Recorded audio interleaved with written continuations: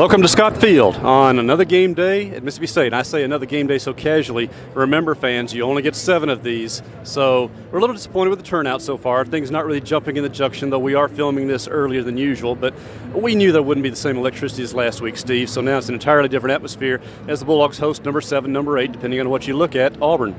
Yeah, it's true, David. And yeah, there were a lot of Bulldog fans who kind of had the air let out of the balloon last weekend, very emotionally invested in that ball game against Florida. 2 frustrating weeks offensively, and there are a lot of people, quite frankly, that have kind of lost faith in this team very early in the season. I think it's too early to give up on the team, but you also kind of understand the sentiment that some Bulldog fans would maybe rather sit at home and watch this from their own couch. Well, a lot of times in these situations, you sell a game by come see the future of the program. That's not the case in 2018. The future is on the field. This is a veteran ball club, which again gets back to the questions. We're hoping to see some little different answers tonight. What has gone wrong with a veteran team and a new coaching staff? David, that's the $1 million question, and you do sense a little bit of frustration among the fans, but I will say we're not seeing that from the players and coaches. I think some of the coaches maybe are tired of answering some of those same questions, but they're prepared to stay the course, and they say it's about execution, that the scheme is solid, and it's going to be difficult tonight to kind of right the ship against a strong Auburn defense, but you'd like to see some semblance of offensive rhythm from this team, and then to put the ball in the end zone a couple times. I think that even if State loses the ball game, 31-28, I think some people would see a glimmer of hope to think, the offense is finally clicking. Now, if you score 28 points on Auburn, you've done something. But Auburn's offense is no great shakes themselves, though. They have Jarrett Stidham. They have some good wide receivers. They have a dangerous player in the backfield. But this sets up as a low-scoring game, which means it'll probably end up being, like you say, something 41-38, as Bob Shoop likes to joke. If you could see the Bulldogs do one thing differently or better in the first quarter, what would it be? I think, number one, they've got to establish a running game. Now, and we talked about this before, David. You're not going to go out there and run for the sake of running against an 8- and 9-man front. You're just not going to do that. But you've got to make some plays down the field, and not necessarily 25 and 30 yards, but you've got to hit some quick hitters. You've got to get those safeties, to be honest, and back out of the box and open up some running lanes. So I'd like to see State get the running game established, and I believe everything else kind of flows from there. Other thing being, last week we saw as the game went on that Bob Shoop adjusted. Instead of just sending his 4, and you got a great front 4, but still, when the blocking is there 5-on-4, you got to be even greater to win it. He started sending more players, got more results, shut Florida down.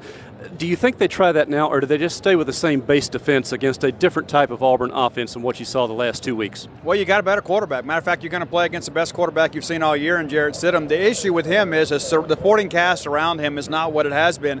Whitlock has been a good back for them this year, but there's game time decision whether he plays or not, and you wonder how effective he'll be being a little bit banged up. He left the ball game against Southern Miss with injury, did not return.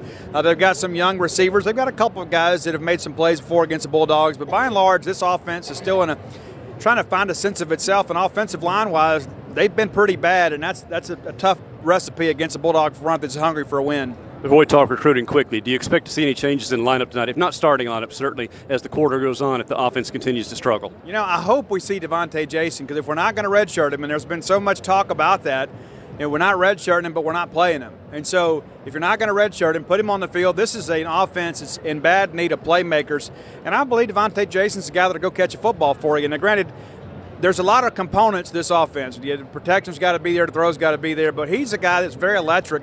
And a guy that we, quite frankly, David, you and I both expected to see him play a lot as a true freshman. That hadn't been the case. A ball game like tonight could be a real opportunity for him to make a name for himself and probably get into that rotation a little bit more prevalent. I guess the better word here, David, is you've got some guys out there that are first-year starters that aren't as talented as him, in my opinion. So give the kid an opportunity to play. I'll go along with that now. Do you see a change at quarterback if things continue to struggle, or do you simply say that Nick Fitzgerald is the better quarterback this year? There's no denying that. And Keaton is not the runner that Fitzgerald is. But at some point, do you keep leaving a guy out there to get his confidence shaken, or can Nick's confidence even be shaken? Does he know what he can do long term? I think Nick's as confident as you can be, but the offense may need a spark, and so I kind of understand that line of thinking. I will also share with you, David, and we know from our experiences that if Keaton was the better in practice, right, he would have already played, and so there are a lot of people that are just begging for any type of change, and it's not really anything negative about Nick Fitzgerald. They just want to see the Bulldogs win. So I could see maybe late in the ball game if things aren't working right, but the question then becomes, if Keaton struggles, how do you go back to Nick when you've pulled him off the field? Right. Maybe if it's a prescribed deal where, hey, we're going to give him a series and let you watch for a while, but you just never know how that's going to impact your starter, and all of a sudden you got a quarterback controversy, and that's the last thing this team needs. In other words, if you're going to make changes at this point, be darn sure or darn comfortable that they're going to work, because it only sets up trouble later just for the joy of letting some fans see somebody else struggle out there, as you might want to put it. All right, quickly, recruiting. Maybe not as big a weekend as last weekend, but you mentioned yesterday in our Friday video that there were some guys making return trips today. Yeah, and Derek Hall, matter of fact, I've already seen him. Derek Hall, linebacker out of Gulfport, Mississippi, is here. He's the guy that's deciding between Mississippi State and Auburn. There's a couple other schools in the mix, but State and Auburn have been the top two for a while, so I have a chance to see them both in action again for the second time apiece. But also, too, Lee Witherspoon is a guy that is rushed for over 300 yards last night for North Jackson High School, another big win for them, and he's on campus with his family. There's a lot of talk about his offer being, quote, made official, from Jim Moorhead extending the offer.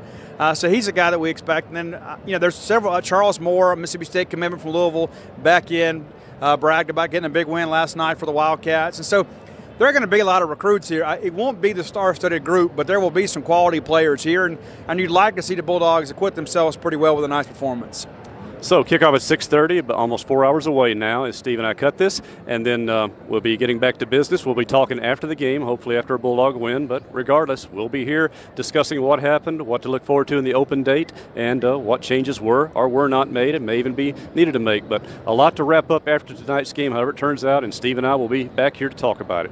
From Scott Field in advance of Mississippi State's game with Auburn, 6:30, ESPN2. For Steve Robertson, this is David Murray.